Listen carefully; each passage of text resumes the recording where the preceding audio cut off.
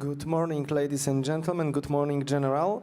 It's a pleasure to begin the second day of the PISM strategic arc with such a distinguished guest, with a person who knows everything about the topic of today's session, so NATO Readiness and Interoperability, which may sound technical, but basically these topics boil down to the answer to a strategy question: are we ready to defend ourselves as the North Atlantic Treaty Organization, as the North Atlantic Alliance? Are we ready to defend ourselves first and foremost against Russia?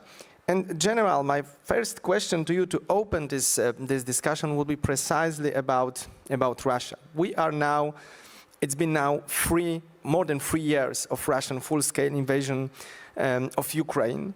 And we have seen that, of course, both Ukraine but also Russia took lessons learned. We have seen from open source, from the internet posts, from the sources which are freely available, that Russia has developed, for instance, a drone warfare, which has not been there 3 years ago. Russia has been able to reconstitute its armed forces capacity, even if using very old legacy systems. They were able to, let's say, innovate on the battlefield so that even these old systems provide the firepower they need to at least sustain the front line, if not advance. We have seen that Russia built quite an effective mobilization system so that the readiness of the frontline units can be rebuilt, even if we saw that the level of training of individual soldiers is very low and far behind, let's say, NATO standards. So Russia took lessons learned. Russia turned its partnerships with China, with DPRK, with Iran, to a vehicle of providing munitions, providing cheap drones, providing also ballistic technology. So Russia is a different for a different adversary military-wise than it used to be before it started the invasion. So is NATO ready, from your perspective, to deter Russia of today, a combat-proven, combat-hardened Russia? Is NATO ready to defend against Russia if Russian strategic calculations at some point lead Vladimir Putin to decide that an escalation against NATO would serve best Russian interests? Are we ready? So first and foremost, thank you very much for having me, for the invitation. As always, it is a great pleasure to be among so many experts and leaders to discuss different aspects of our national, regional, and global security. And answering your question about Russia and are we as the alliance ready to deter and defend, let me start, as every military briefing, with a short threat assessment, right? If we have to defend ourselves, then define the opponent, right? So when we speak about Russia, we shouldn't focus only on the war in Ukraine.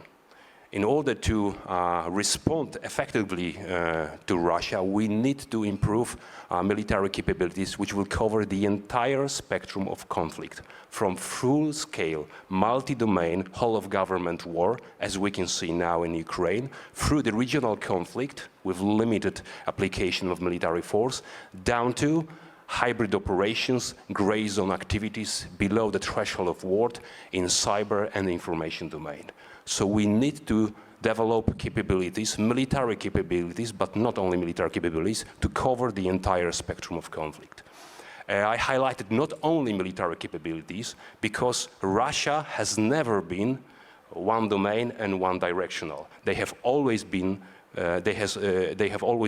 multi-domain and multi-directional. So that's why we need to apply, to be effective, a systemic response. So we need not only the armed forces, but the entire government. So it should be a cross-governmental effort to provide deterrence and defense with overlapping military and civilian responsibilities. But scoping down, narrowing down to just to the military instrument of power, then against such a threat environment, such as Russia, we need to, as I said, build up a systemic capabilities, systemic response. And just very briefly alluding to what you said about Russia and very steep learning curve based on the observations and lessons learned from Ukraine, yes, they have learned a lot, but so we did. I mean, so NATO and Ukraine. So we got a lot of observations and lessons learned from the Ukrainian armed forces. And just to remind you and the whole audience, we established at the beginning of this year JTEC, which is a NATO-Ukraine center, Joint Analysis, Training and Education Center, located in Bydgoszcz. And the main mission of the center is to collect data, collect lessons learned and observations from the conflict in Ukraine, analyze them, and implement it when applicable to NATO doctrines, NATO documents, and NATO tactics, techniques, and procedures. So we have a vehicle, a channel of communication with Ukraine to implement some lessons learned from this conflict. Now, to answer your question, let's start with the simplest military analysis. So we have to compare the potential of our potential versus the potential of the potential enemy. So if you compare the potential of NATO with Russia, there is no comparison. We have greater potential. We have by far better military, human, industrial, technological resources. So on paper, technically, we are much, much better than they. But still, this is on paper. Secondly, of course, a very important element of building up deterrence and defense is defense spending. And again, if you compare defense spending, total defense spending of NATO, it is much, much higher than Russia. Even with the current spending of Russia, which last year was roughly $150 billion, still, only the European part of NATO spends 3 times more. So we are still on the better side.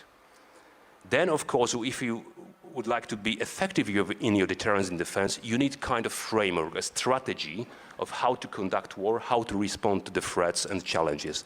And we have such framework in NATO because a new NATO strategic concept was approved in Vilnius summit. Before that, we implemented new NATO military strategy. And stemming from the strategy is the new concept of deterrence and defense of Euro-Atlantic area, better known as DDA.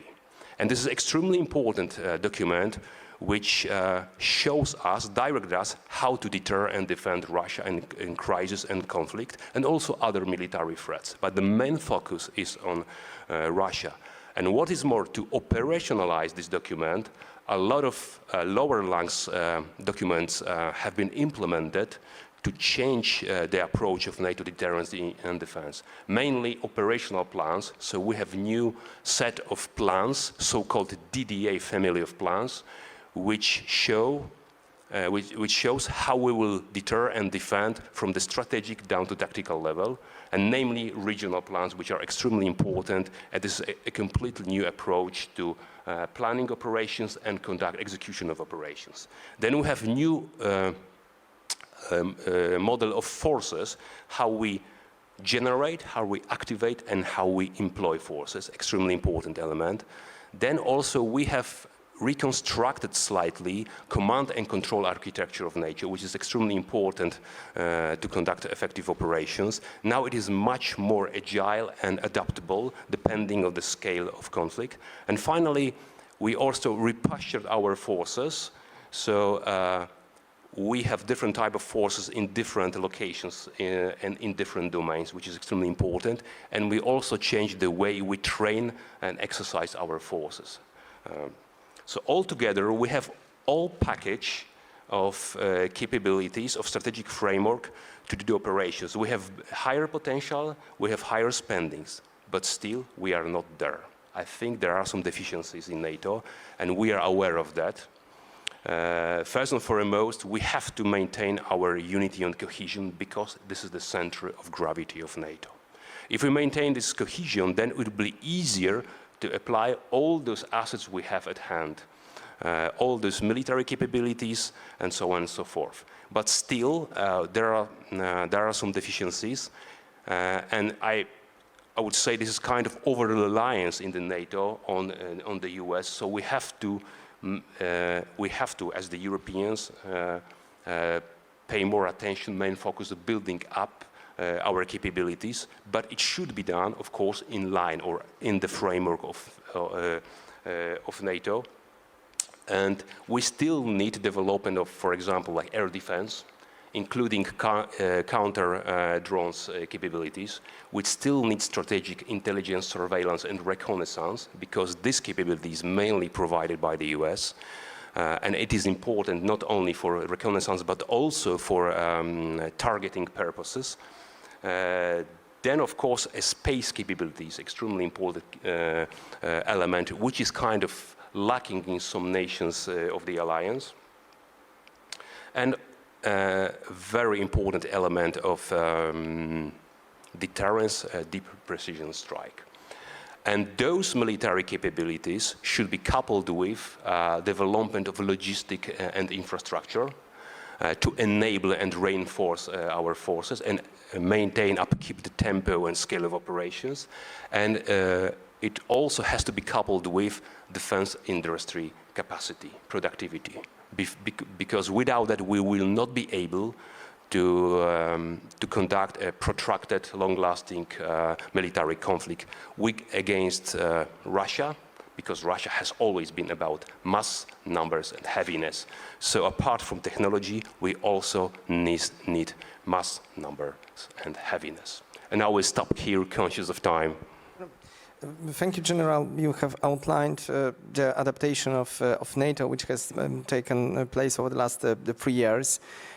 Indeed, the new operational plans, the NATO force model, so the new logic of let's say, identifying and preparing forces and increasing the readiness of the forces, which will be needed to and earmarked to defend the alliance. But the public debate now, and I'll be frank, since the inauguration of President Donald Trump in January 2025, the public debate is full of, I would say, concern, to use a mild word, about the US role in NATO, which may go down, which may wither very quickly, and leave the alliance, I'm kind of quoting or referring the debate, leave the alliance unprepared, because the debate is that we have been developing plans and forces and changing the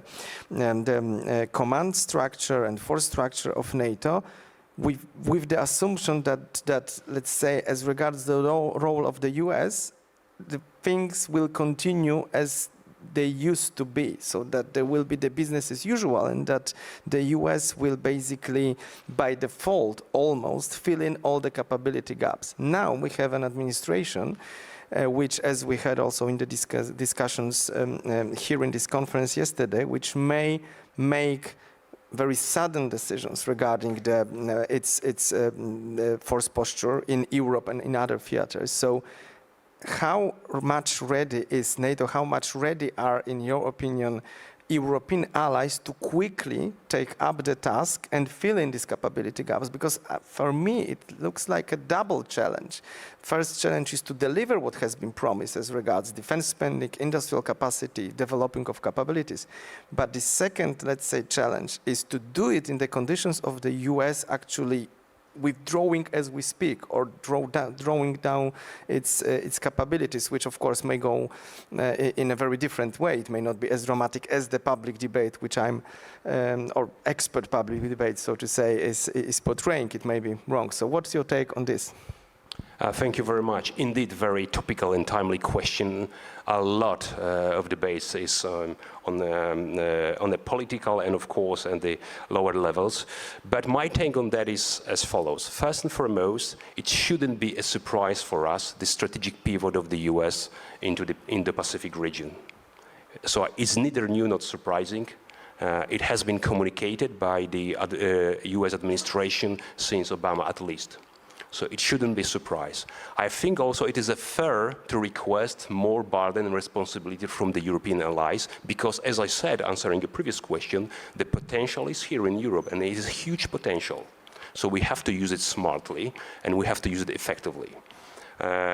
And yes, of course, we should take more burden and responsibility as the Europeans, but with two remarks, with two caveats. First and foremost, still it should be done under the NATO flag.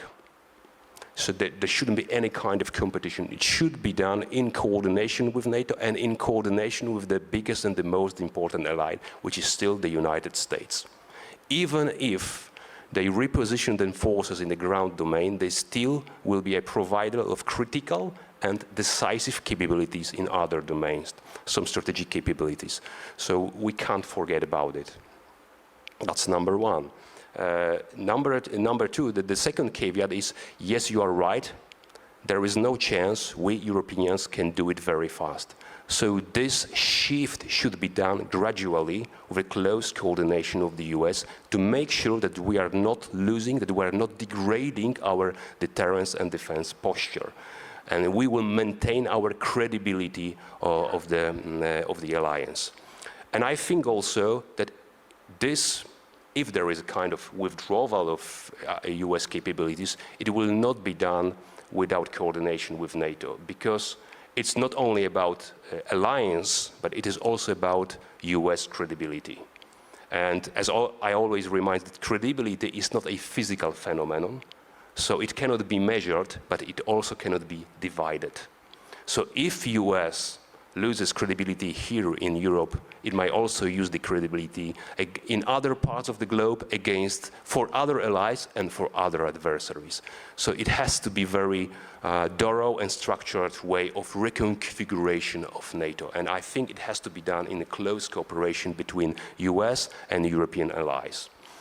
And I also think that it's an extremely important part of this transatlantic security is cooperation, institutional cooperation between NATO and European Union, and should be kind of symbiosis. But still, the main military aspect, the main defense aspect should be led by NATO, and the European Union should be in a supporting role. They should enable and facilitate and create ecosystem to build up military capabilities, which should be used firstly by NATO. So European Union should be about implementation, should implement some financial and legislative incentives to boost up defense industry, to boost up development of military capabilities.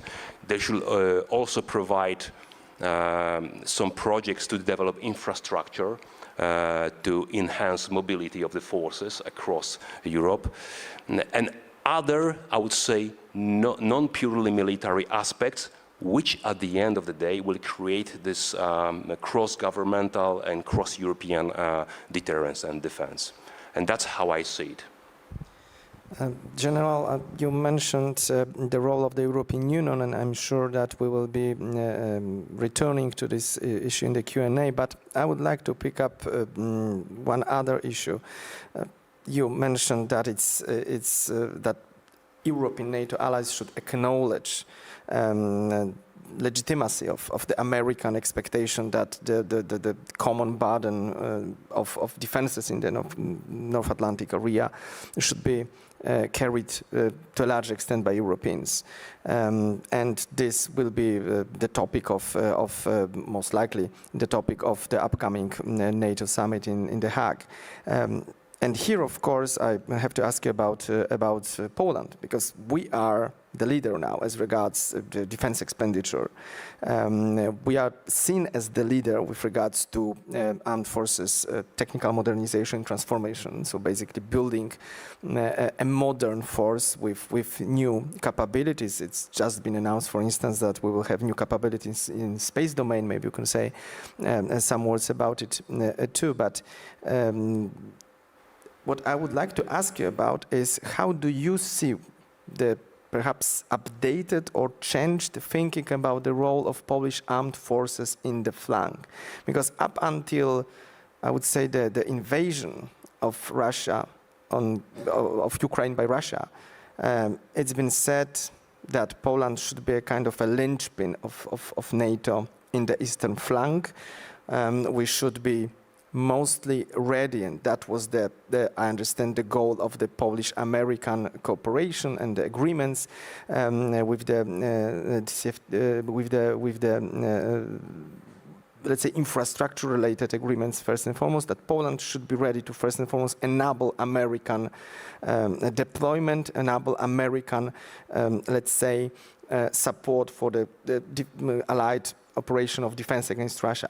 Now, with these new capabilities, with this new spending also by our European partners, is there room for Poland to do something in NATO, not to divide or to create some kind of groupings in NATO, but to reinstate and reinforce NATO by Polish leadership in the region perhaps, and by the enabling role of Polish armed forces?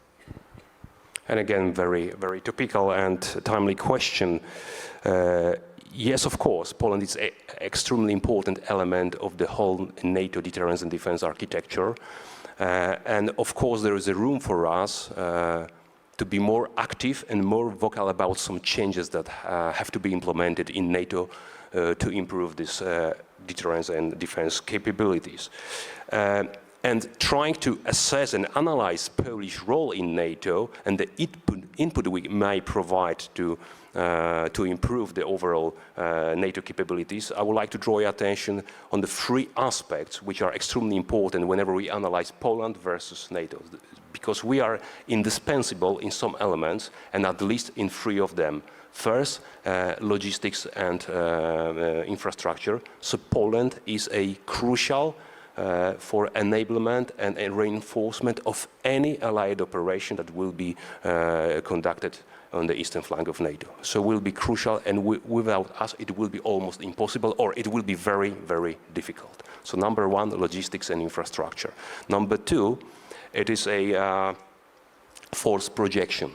So Poland is essential for fast force deployment against the most likely military threats and to the most exposed regions of the alliance. So we will be some kind of hub of dispersing forces into different directions. And finally, just very simple, military potential. We have one of the biggest armed forces in Europe, and by far the biggest along the eastern flank of NATO, so we can provide quality and quantity to the alliance. So it is extremely important. And whatever we do within the alliance to boost up these capabilities, you are right, we shouldn't degrade the center of gravity, so which is the unity. So we have to be very prudent and very careful and very vigilant, and it should be kind of embracing all stakeholders and trying to convince them that some changes should be implemented rather than dividing and destroying the unity and cohesion of the alliance. But trying to analyze this through the kind of nodal analysis, I can say that I can free the three hotspots along the eastern flank of NATO. So that is high north with the Duke Gap, so this green on ice on the UK, extremely important element in the defenses plans of NATO. Then we have the Baltic Sea, and then we have the Black Sea. And still, Poland is in the middle of that, and Poland is a nodal element connecting all those geographic areas, and that's why it's extremely important. And if we like to enhance NATO capabilities, we should enhance NATO capabilities to provide deterrence and defense for these three regions I have just described: High North, Baltic Sea, and the Black Sea. So if we are looking for some additional layer of cooperation within NATO, we should enhance cooperation along this axis. So with the Nordic and Baltic states, and of course all the states along the eastern flank of NATO, namely Romania and Turkey. That's extremely important. But of course, the flank will be nothing without the depth, so that's why we need Germany, we need France and other allies, which will provide our depth so necessary while, facing such a grievous threat like Russia. Thank you, General. I think that the way how you outlined the role of Poland is absolutely fascinating, and it will provide food for thought for many defense analysts like me in the entire alliance and perhaps beyond. Before we move to Q&A from the audience, and I would like to ask the members of audience now to start thinking about the questions, I would like to return to the question which may be interesting to you. I alluded to that in my previous question. So with regards to the armed forces technical modernization, the space capabilities, right? This space has become, some may argue that it has always been an operational domain, but now it's a full-fledged, so to say, operational domain. We have seen the importance of space as regards communication in Ukraine and, of course, using the civilian assets. But we have just learned that Poland is developing a dedicated space capability, so a military one, I understand. Could you, while the audience is thinking of questions, could you perhaps say why Poland needs space assets? Because it may not necessarily come as a natural thing to see Poland developing a space capability.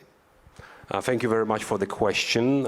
Even though I'm not a space cowboy, I will try to answer your question properly. So, of course, it goes without saying that space is indispensable element, indispensable domain for the current military operation. We need space for the intelligence, we need space for targeting, we need space for directing our fires. So it is indispensable. And most of our weapon systems rely on space capabilities. So that's why it's extremely important element, and most likely it will be one of the most contested area, most contested domain when we face peer adversary, like, for example, Russia. So it is important. Now we can also experience in reality how it is to work, to operate without space, because it is not a secret information. On a daily basis, there is a huge GPS jamming coming from Russia and Belarus, which really degrade our navigational systems. So now we are learning how to work through jamming and how to understand this environment with satellite signal degraded. So that's an important element and a very practical lesson for us that we have to be very careful. And that is why we are developing our own, our national, our domestic space capabilities. So last year we created a space component. Currently it is directed, it is subordinated directly to the Minister of National Defense, but with time, once it is fully operational, it will be subordinated under the Chief of the General Staff. And we're trying to develop capabilities mainly for the ISR, so intelligence, surveillance, and reconnaissance, because space gives you a range. So you can see, you can smell, you can hear with a long distance with the space capabilities. And as we are developing our deep strike capabilities, for example, JASM extended range missiles with 1,000 kilometers of range, so then we need something to fit into those systems. So that's why space is so important capability. So it can give us symptoms of the other side preparation, so a warning intelligence, and then it can provide a targeting intelligence to provide reach, speed, and accuracy of our systems. So it is indispensable, as I said, is indispensable element in the modern warfare. That is why we're developing these capabilities. For the time being, these are mainly ISR, so intelligence, surveillance, and reconnaissance. With the passage in time, we'll try to develop a little bit more about space situational awareness to understand the current situation in space. And then, of course, we will see what about the kinetic assets. It is yet to be decided, but of course, this is something that has to be analyzed. And Polish space forces as a new branch of force, maybe someday? As I said, we have already established the component, so we are building up. So the project is in the pipeline, so we're building up this capability. Maybe at the end of the day, you will have a space cadets and space cowboys, as I said. Absolutely fascinating. Okay, thank you, General. Let us now turn to the audience. If there are, I can see a number of hands, but please introduce yourself, because even if I know you, then our audience may not know you. There is a question in the first row and in the fourth row. So maybe with the lady in the first row going first, and then behind. Anna Dynar, the Polish Institute of International Affairs. General, I would like to ask two quick questions about Polish readiness and interoperability. And second one, you just told us about space troops, and I will ask about cyber troops as something which is created, which is probably one of the best which Poland has in NATO. And here comes the question, will cyber troops will be additional armed force? Thank you. Okay, and immediately question here, and one, we will collect three if you agree. Okay, yep. okay. And one here in the first row, and one there, because the gentleman over there was before you. Please. Okay, perfect. I will use my privilege of a microphone holder. I'm Aleksandra Wojtowicz. I'm a cyber analyst at PISM. And I also have a question about NATO's cybersecurity capabilities. A few years ago, a huge cyber attack targeted hospitals throughout Europe, including France. I was wondering what changed in NATO and in our own capabilities since that time to improve our integration and coordination, and also to overcome fragmentation. So that is my question, and I'm going to the fourth row. Please do. And thank you for the question. Here. Thank you. Igor Janke, Instytut Wolności and newly established Warsaw Freedom Institute in the US. You mentioned that NATO is stronger than Russia, but on paper. And there is political will or lack of political will very often, and lack of unity. And you've mentioned the role of the northern corridor. Could you elaborate a little bit on the role of the northern dimension in this corridor? How should we now focus on strengthening our cohesion of our capabilities in this region? Okay, so we have three questions, but there will be one more round for questions. We have still time. So one or two questions which are domain-specific, cyberspace related, and one other on the regional role. So tackle it, please, General, in any order you wish. Okay, thank you very much for the questions, by the way. So let's start from the cyber domain, because I think it's a really typical issue again. It's a new domain which has just been started to implement in the Polish armed forces, but we are very much alive and kicking in this domain. So we have very good cyber component, we have very good cyber warriors, and there is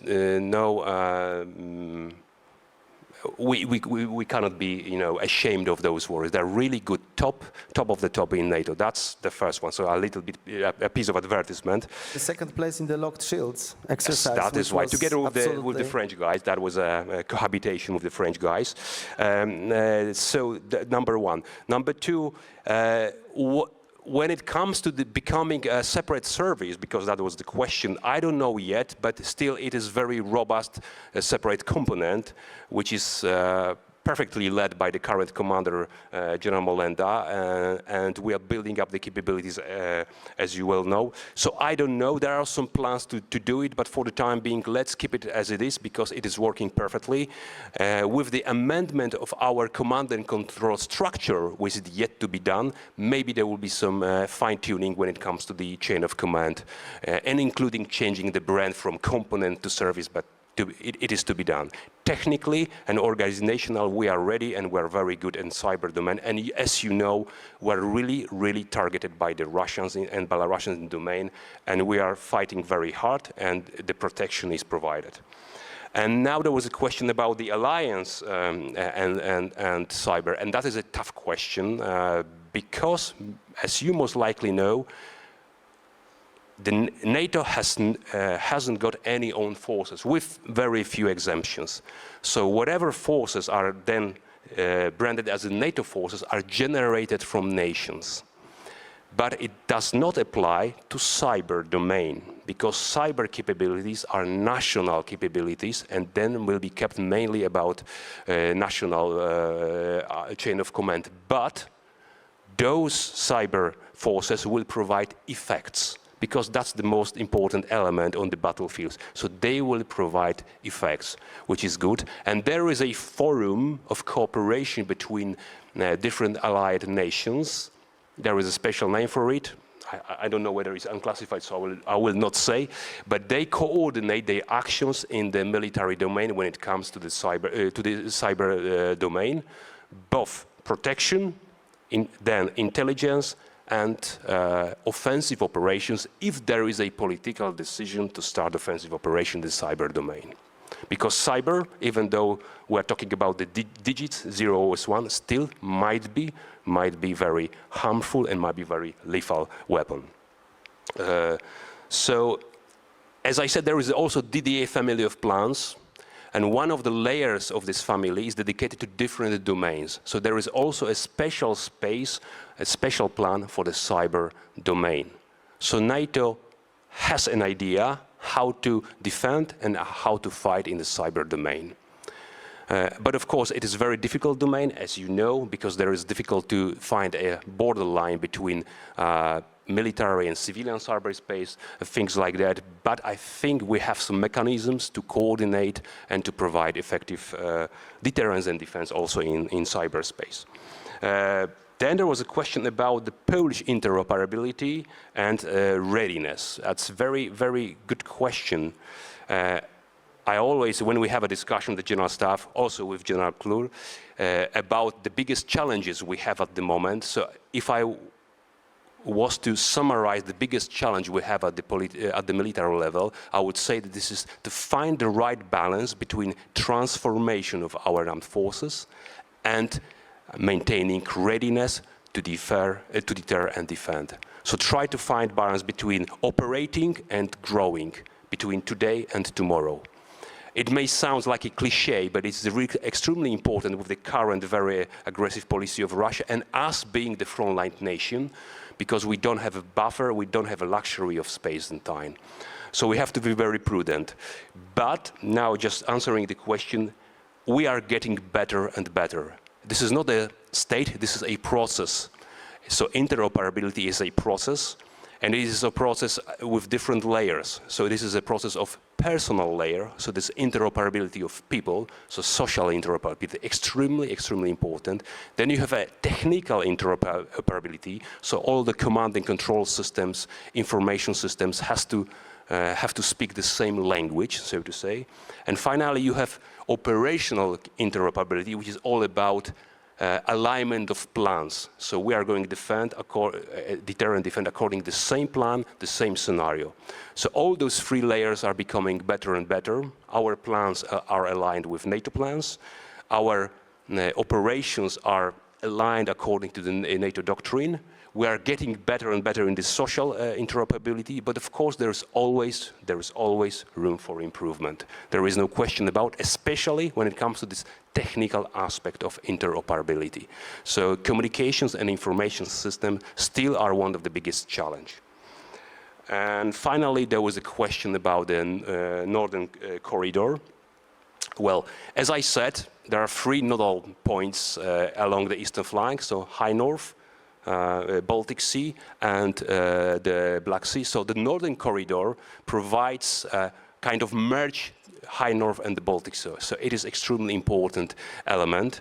And luckily, the geometry of this corridor has changed recently in our favor with the accession of Finland and Sweden to NATO.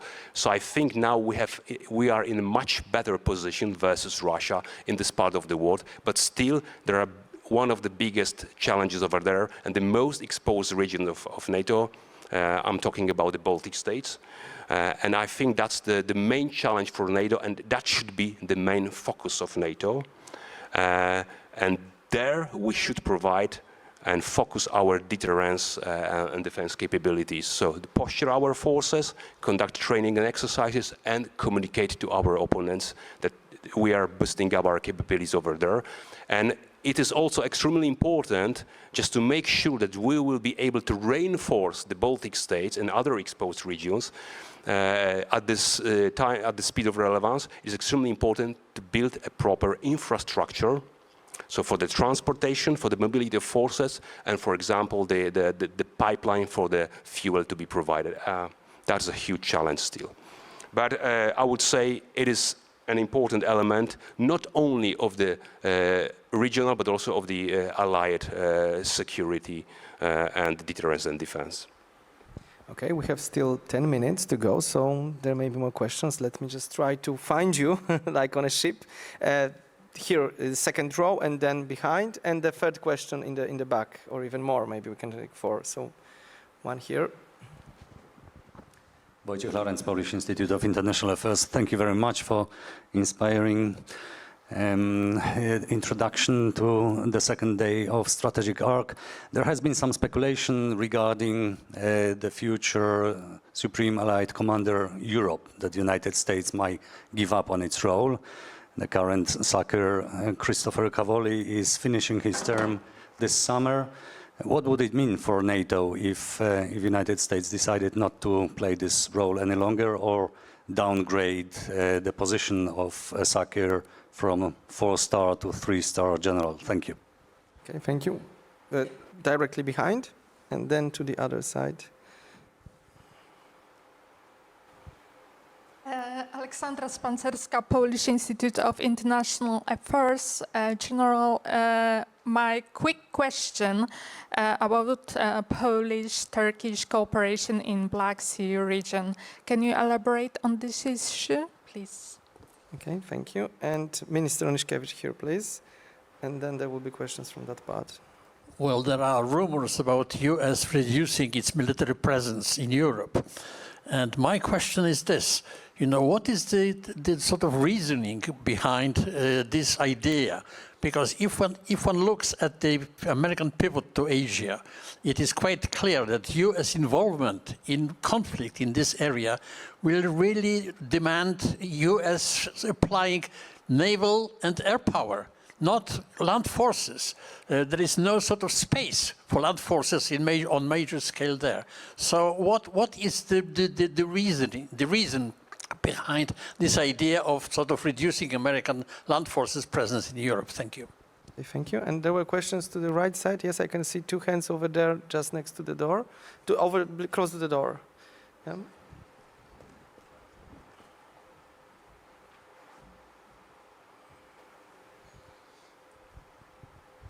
Good day, Vera Konstantinova, chairwoman of the Ukrainian Center for Geopolitical Studies and former foreign policy advisor to the chairman of Ukrainian Parliament. Lieutenant General, thank you so much for your very detailed and explanations. But again, maybe from Ukrainian perspective, without civilians, without inclusive of civilians into military domain, no plans or etc. could be implemented. So my question will be devoted to the social resilience as well as what civilians could and should do in order to support military activities.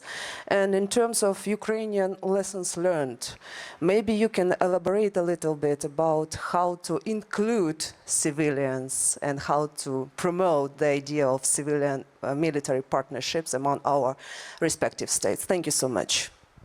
Thank you. It's just 7 minutes. I have to close the list of questions. Sorry for those who couldn't ask, but let General pick any and answer. There's a lot of now on your plate, and only 7 minutes. I'm sorry. Okay, so I will try to compress my answer. So I've also heard this gossip about US giving away the SACEUR position, but no, it is not going to happen. As far as I know, the successor of General Cavoli has been already nominated by the US government, so it will be announced very soon. And I am not an advocate of giving away this position to the other nation, unless to Poland. But other than that, no, there is no way they are going to do it. Now, Polish-Turkish cooperation, as I said, it is extremely important as we're talking about those 3 areas I just highlighted in my speech. But at the same time, as you know, in NATO, we have different areas of responsibility, joint operating areas, and Turkey is under different operating areas. So some of the aspects at the tactical operational level will be done by the southern part of the alliance, not about Poland, because we have a different focus here on the eastern flank of NATO than Turkey. But this cooperation, this coordination is indispensable. Just a few days ago, 2 weeks ago, we had a visit of a Turkish chief of defense in Poland. Very interesting discussions about them. and their perception, their way of answering to the threats and challenges they have with Russia and in the Middle East were really illuminating. And we will continue this cooperation. Of course, there are, again, different layers. Purely military cooperation. There is also a chance to start some kind of defense industrial cooperation, which is always very important. And we would like to support some of the operations which are conducted or coordinated by Turkey and other allies in the Baltic Sea.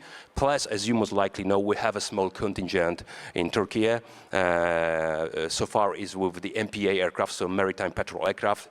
It will be changed very soon, so we will send a different type of capability to support Turkey in their deterrence and defense. And that's it. So when it comes to the US reducing their forces here in Europe and the rationale behind it, frankly speaking, I don't know. You have to ask President Trump and his administration. But I think, as always, it is all about money. So even though you need different type of capabilities in the Pacific theater of operation, still you need some money to develop this capability, to enhance these capabilities, as China is growing, and it's growing very, very fast.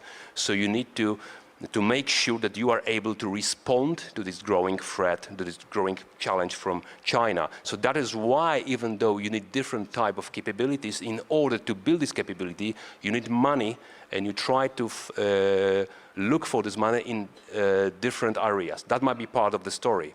Second issue is, as we discussed at the beginning, I think it's fair that Europe should take more responsibility and more burden here in Europe, also in ground domain, because this is not so challenging to develop military capabilities in land domain. It is much more challenging to develop some strategic capabilities, like highly technical. And still, I think here this is the primacy of the US, and still we will need them here in the European theater of operations. I don't know deep dive, because maybe there are some political reasons behind it I'm not aware of, but from the military side of the house, I understand. But what we do, we will try to still, as I said, to make sure that the US understands what I said, that credibility cannot be divided. So whatever they decide, they should remember their credibility is also here in Europe, and they should maintain this credibility. Otherwise, they will lose it also in the Pacific region. So that is my main message, my key lines of narrative to the US to maintain it. And there was a very important question about the civil-military cooperation when it comes to building up integrated deterrence and defense, and broader term, national resilience. And of course, this is one of the major lessons learned from the conflict in Ukraine. I fully concur with you. And we can see it. And this is nothing new. But we have to put it on the front banner once again. And we have to think about the collective national resilience. And of course, there are different aspects of this resilience. First and foremost, just to provide education for the civilians, both individual and for the administration, just to make sure that to make them ready, what they should do, how they should behave in a time of crisis, in the time of conflict, in time of war. And that is why it has been announced a couple of weeks ago by our government that we are going to kick off a set of trainings. We will reshape the military training, but we will also introduce a training for the civilian people, civilian organizations and individuals to improve their resilience. But it all begins at the very basic level. So education, then basic skills, how to behave in a cyber domain, how to protect your cyber resources, how to be resilient to the informational and cognitive warfare conducted by Russia. So education and building awareness is just the first step. Then you have the institutional cooperation between armed forces and local authorities and other ministries. and you are getting higher and higher. So I think it's a layered system which has to be slowly built.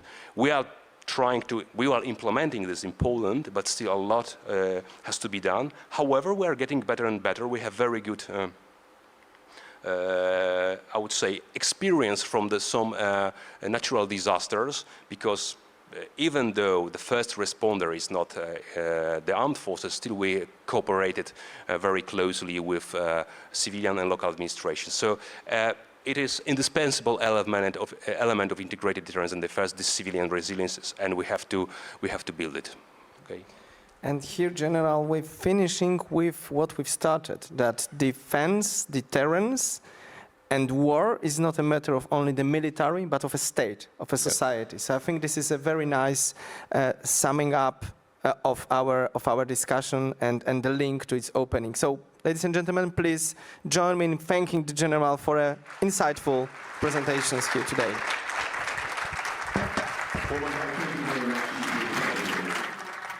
Thank you very much for this very interesting conversation. Marcin, why don't you join us here for a quick recap?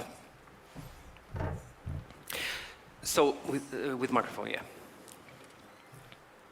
So, Marcin, what is your general feeling after talking to General Dymanowski? Is NATO ready for actual challenges? I mean, I've heard some reassuring statements. The special center in Bydgoszcz, new strategy, DDA, it's not so bad, right? I think that we are taking the lessons learned, but for me, the three takeaways from the interventions by General Dymanowski are first that there will be no one is thinking about defense and deterrence without the US, and this is very important to be stressed, because it goes in contrary to some narratives in the public domain. So we are not thinking about NATO without the US, or Europe in NATO, only Europe in NATO. This is political fiction. The second important element, which I think resounded here very, very nicely, is the new role of Poland in the eastern flank, in the defenses. We've heard the General speaking about a vast, let's say, role of Poland as regards enablement of NATO defense operation.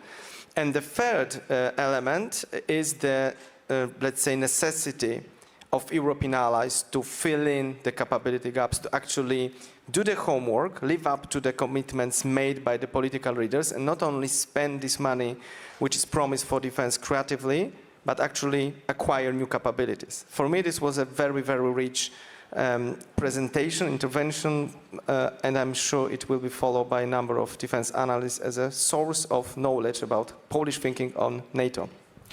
And on the other hand, what can NATO do to increase its capabilities? The cyber domain was mentioned heavily here. What can we do actually to increase the NATO capabilities? Well, in cyber domain, you need to innovate and be open to the private sector and the society. So, and it is happening. So a number of private actors are engaged in beefing up the cyber defense capacity of NATO and of individual allies, simply because if you think of the targets of the malign hostile activities in cyberspace, these are mostly private targets. Critical infrastructure, systems of the banking sector, systems of the transportation networks. These are operated by private actors. So without a civil and public-private partnership, there could be no effective defense. And on the other hand, these are mostly the private companies which develop cyber tools. Well, not only private companies, of course, but the know-how, so to say, is mostly on the private side. Marcin, thank you very much for moderating this conversation. It was a pleasure. Thank you.